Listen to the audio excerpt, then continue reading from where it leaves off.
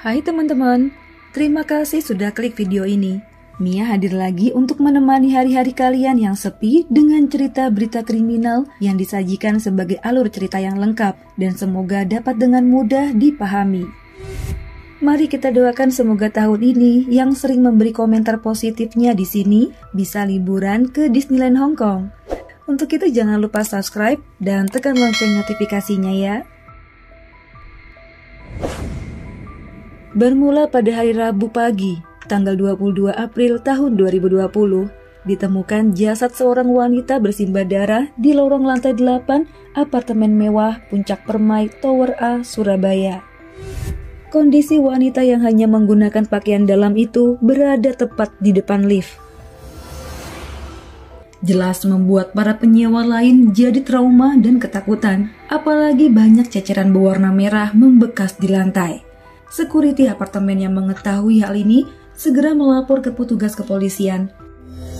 Dan tak berselang lama, unit Jatanras Polrestabes Surabaya bersama unit Reskrim Polsek Dukuh Pakis menuju ke TKP dan memeriksa identitas jasad korban pembunuhan itu. Ditemukan adanya beberapa luka sayatan dan tusukan di area leher korban. Inilah yang membuat tim penyidik menyimpulkan jika wanita malang itu korban dari tindak kejahatan. Tak sulit rupanya untuk mencari unit apartemen yang dia sewa karena bercak darah itu ada di sepanjang koridor menuju kamarnya.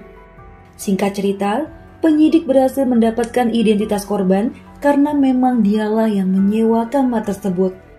Wanita bernama Ika Puspita, berusia 36 tahun, yang berasal dari Semarang, Jawa Tengah. Belum diketahui secara pasti apa profesi korban. Namun ada petunjuk dari dalam kamarnya, berupa temuan puntung rokok dan potongan rambut. Penyidik bekerja keras untuk mengungkap siapa pelaku penghabisan nyawa ibu dari 2 orang anak itu.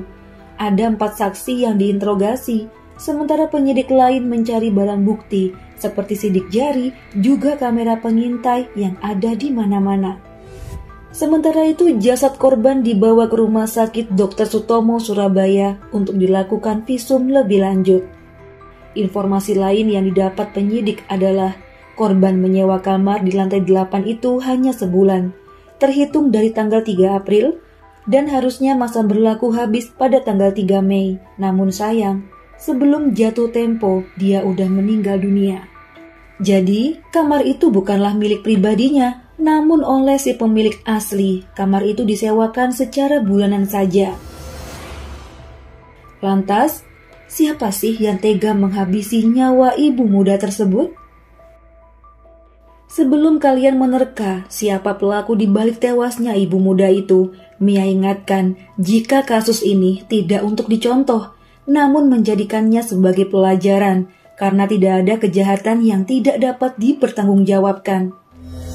Menghabisi nyawa seseorang itu mudah, namun apakah kalian sudah siap menghitung cicak di dinding sel penjara selama bertahun-tahun?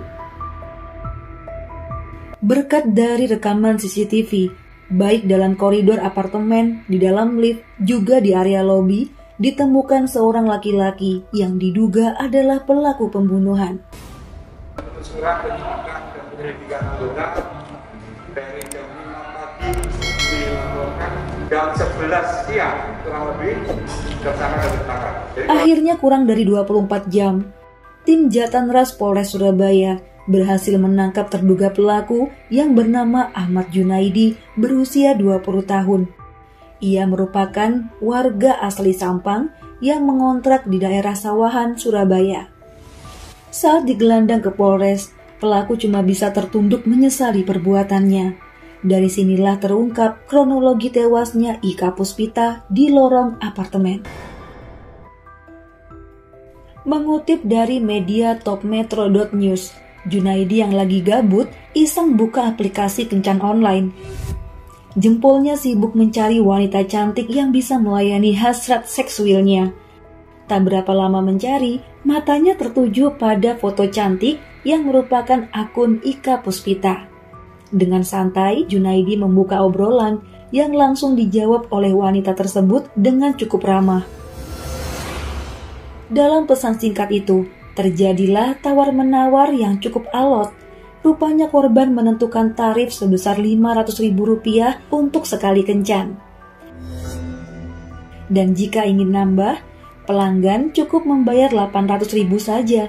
Jadi dengan Rp800.000, pengguna jasa esek-esek bisa main sebanyak 2 kali dan dijamil dengkulnya sampai lemes. Namun sayang ya teman-teman, pelaku menawar tarif itu. Dirasa gajinya per bulan hanya cukup buat makan dan beli bensin aja. Jadi intinya Junaidi meminta keringanan atau minta diskon gitulah. Pelaku nih kayak ibu-ibu yang lagi nawar beli baju. Dia nih minta 2 ronde, tapi bayarnya cuma Rp500.000. Nah, si korban yang udah capek berdebat, akhirnya nyuruh pelaku untuk langsung aja naik ke apartemennya. Bentar ya teman-teman, kayak gini loh seorang wanita sampai berani mempertaruhkan nyawa dengan bekerja sebagai pemuas birahi laki-laki. Dia mengesampingkan resiko yang didapat ketika melayani berbagai macam lelaki. Iya kalau pas pelanggannya bersih, cakep, kayak gini. Bagaimana jika ia kedatangan pelanggan yang memiliki penyakit? Ya contohnya seperti panuan, bisulan, kudisan, batuk-batuk, atau penyakit menular lainnya deh, kan serem. Balik lagi deh ke kronologinya. Junaidi udah tiba di kamar korban. Langsung aja tanpa ada wasit, mereka adu otot di ranjang yang empuk. Akhirnya ronde pertama selesai, dan Ika meminta bayarannya. Namun Junaidi yang masih ngos-ngosan minta waktu untuk beristirahat dulu, karena dia mau lanjut ke ronde kedua. Tapi sayangnya, korban yang udah mencium adanya gelagat dompet kosong pada pelanggannya ini lantas menolak permintaan itu. Dengan dalih dia juga capek mau istirahat karena sebentar lagi akan ada pelanggan lain yang masuk. Wah, mendengar ini pelaku kecewa berat. Jadinya dia cuma ngasih uang Rp250.000. Lah, ini membuat Ika merasa direndahkan. Perjanjiannya kan sekali main 500. Pokoknya adu mulut tak terelakkan, pelaku enggan membayar lebih. Sementara Ika terus-terusan ngomelin Junaidi dengan kata-kata kasar. Korban juga sempat berkata, menyesal melayani pelaku. Kurang lebih gini ya. Kalau kamu gak punya duit, gak usah deh sok-sokan nyari cewek. Nyesel melayani cowok kayak kamu. Bagaikan petir menyambar telinga Junaidi. Dia udah kalap.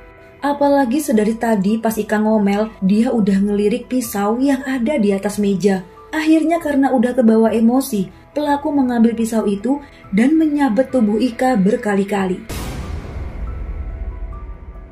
Ika yang saat itu masih bisa menangkis, namun apa daya, tenaganya kalah kuat. Ika ambruk di dalam kamarnya. Dan dalam keadaan tak berdaya sambil memegang lehernya yang terus mengeluarkan darah, ia melihat pelaku yang ingin kabur dan membawa lari 2 ponsel miliknya. Saat sekarat itulah, Ika tak ingin membiarkan pelaku lolos. Dia terus mengejar pelaku hingga ke depan lift. Namun karena pelaku dengan cepat masuk ke lift untuk turun ke bawah, Ika yang udah kehabisan darah langsung meninggal seketika.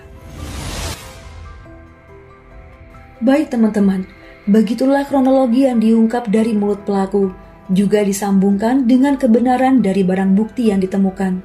Seperti bukti cat antara mereka berdua, pisau yang disembunyikan di dalam baju ketika pelaku kabur, juga cairan sperma. Persidangan yang dilakukan secara daring karena masih dilanda COVID saat itu, menjerat tersangka dengan pasal 340, 338, dan 362, pasal berlapis yang diantaranya adalah pasal pencurian. Junaidi diancam hukuman minimal 20 tahun penjara dan maksimal hukuman mati. Sementara itu pihak media yang mengunjungi rumah keluarga korban sempat menceritakan kehidupan Ika Puspita yang harus menghidupi anak-anaknya. Ika merupakan anak pertama dari 3 bersaudara, sedangkan anak sulungnya yang telah berusia 17 tahun dan anak bungsunya berusia 4 tahun. Ika menjadi tulang punggung hingga ia memutuskan bekerja di Surabaya sekitar 2 tahun lalu menjadi terapis pijat. Ia pernah pulang ke Semarang 1 kali pas ada acara keluarga, dan sebelum kematiannya Ika berjanji untuk segera pulang karena rindu pada orang tuanya juga anak-anaknya. Kini tulang punggung keluarga itu telah pulang ke tanah kelahirannya, namun dengan cara yang berbeda. Mari kita sama-sama mendoakan ya teman-teman, untuk anak-anak korban agar mendapat kehidupan yang baik dan tentunya diberi kesehatan, kekuatan, serta ketabahan. Sampai sini dulu video Mia kali ini. Mia mohon maaf jika ada salah-salah kata. Sampai jumpa di video selanjutnya. Bye!